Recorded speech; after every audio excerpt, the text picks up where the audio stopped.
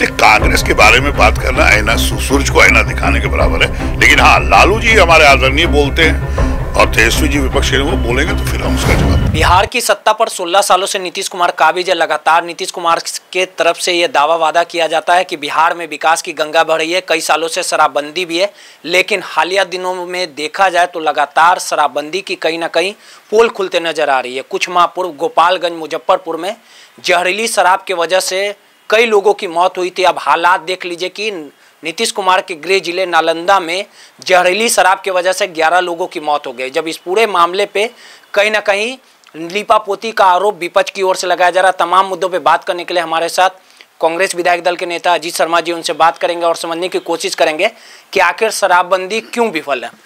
Sir, लगातार कई सालों से शराबबंदी है, आखिर शराबबंदी क्यों विफल है? आखिर नीतीश कुमार तो डंका पीटते हैं कि शराबबंदी पूरी तरीके से सफल है, बिहार में विकास का दावा कर रहे हैं, तो कैसे जहरीली शराब सप्लाई हो रहा है? नहीं, माननीय मुख्यमंत्री कैसे करेंगे शराबबंदी? शराबबंदी तो हम लोगों ने सदन में सब लोग मिलजुल के लगाए थे, बहुत अच्छी बात है। अगर शराबबंदी लागू सही ढंग से हो तो उससे अच्छी बात कुछ नहीं हो सकती है। लेकिन ये माननीय मुख्यमंत्री जी को पता नहीं कि उनके जो प्रशासन के पदाधिकारी हैं वह इस शराबबंदी को सफल नहीं होने दे रहे हैं। आखिर शराब आ कैसे रहा है, और जब शराब आ रहा है तभी लोग उसको खरीदने जा रहे हैं तो उसमें जहरीली शराब भी खरीद लेते हैं लोग, जो लोकल मेड कहते हैं, और पूरे मौतें हो रही है। अब तो सब जगह हो ही रहा था, अब उनके गृह जिला नालंदा में मौतें होने लगी जहरीली शराब से। यह तो प्रशासन ने उनको आईना दिखाने का काम किया है। अगर आप छोटे मोटे पदाधिकारियों पर माननीय मुख्यमंत्री जी कार्रवाई करिएगा तो शराबबंदी सफल नहीं होगा। अब बड़े उच्च पदाधिकारी अगर शराब आता है, खेप आता है, मिलता है तो उन पर कार्रवाई जब करिएगा तब सचमुच शराबबंदी लागू होगा। हम लोग शराबबंदी के पक्ष में हैं, लेकिन शराबबंदी के आड़ में जो माफिया, शराब माफिया प्रशासन से मिलकर शराब बेच रहे हैं, उसमें जहरीली शराब बिक रही है, जो मौतें जो हो रही है, ये जवाबदेही कौन लेगा? सरकार को लेना चाहिए उसकी मौतों को जवाबदेही। नहीं तो शराबबंदी पूर्ण रूप लागू कीजिए, और नहीं तो तिगुनी कीमत बढ़ा के राजस्व से कल कारखाने खोल के युवकों को रोजगार देने का काम कीजिए।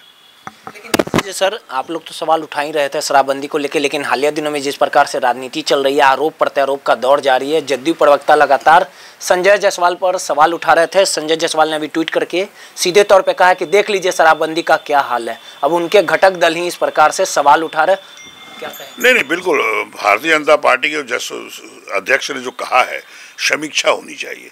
बिल्कुल, चूंकि शराबबंदी आप लागू है और शराब बिक रहा है, और शराब बिक भी रहा है और जो उसके आड़ में जहरीली शराब भी बिक रहा है, आखिर कहीं ना कहीं प्रशासन दोषी है।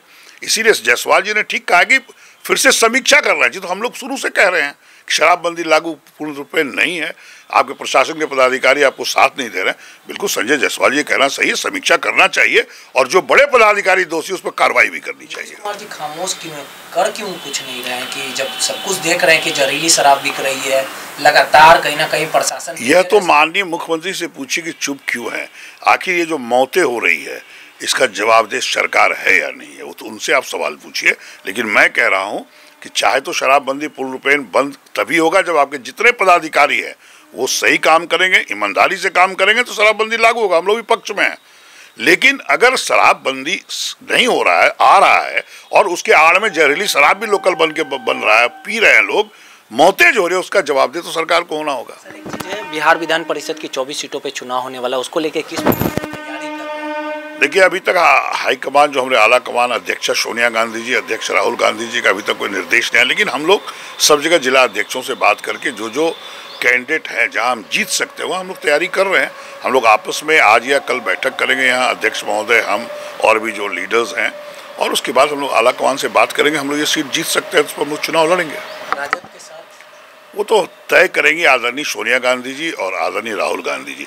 हम लोग का तय नहीं करना है कि आप राजद के साथ। हम लोग को काम है कि कहाँ हम जीत सकते हैं, कहाँ मेरा पोटेंशियल कैंडिडेट है, उसकी जानकारी हम अध्यक्षा सोनिया गांधी, राहुल गांधी को दे देंगे। आखिरी सवाल, इस पूरे मामले पे भाई वीरेंद्र से हमारी बात हुई थी, उन्होंने कहा था कि कांग्रेस के साथ आप लोग चुनाव लड़िएगा, तो उन्होंने कहा कि 2 से 4 सीटें दी जाएगी, वजूद के हिसाब से सीट मांगे, और प्रसाद नहीं है कि बांट दिया जाएगा, नहीं तो कांग्रेस अपना देगी। ऐसा है, उनका कथन का कोई वैल्यू नहीं है। अगर आदरणीय लालू प्रसाद यादव जी कुछ बोलते हैं, विपक्ष के नेता तेजस्वी यादव जी अगर कुछ बोलते हैं, उसका मैं जवाब दूंगा, और कोई भी विधायक अगर बोलता है तो उसको जवाब नहीं देंगे। क्योंकि कांग्रेस राष्ट्रीय पार्टी है, उसको आईना दिखाने का काम कोई नहीं करे। पूरे देश में अभी हिमाचल और अरुणाचल में चुनाव हुआ, 5 सीट पर हम लोग जीत गए, बीजेपी हार गई। इसलिए कांग्रेस के बारे में बात करना आईना, सूरज को आईना दिखाने के बराबर है। लेकिन हाँ, लालू जी हमारे आदरणीय बोलते हैं और तेजस्वी जी विपक्ष के वो बोलेंगे तो फिर हम उसका जवाब देंगे। देखिए, सीधे तौर पे ये अजीत शर्मा जी थे जिन्होंने सीधे तौर पे कहा कि लगातार जो बिहार में शराबबंदी है, लेकिन इसके लिए सीधे तौर पे जिम्मेवार जो आला अधिकारी हैं, पुलिस आला अधिकारी, उनकी कहीं ना कहीं शराब माफियाओं के साथ मिलीभगत है, जिस कारण लगातार बिहार में जहरीली शराब बिक रही है और उसके कारण लोगों की मौत हो रही है। जरूरी है इस पर समीक्षा की जाए और निष्पक्ष मामले की जाँच की जाए। रोहित, NBC 24 पटना।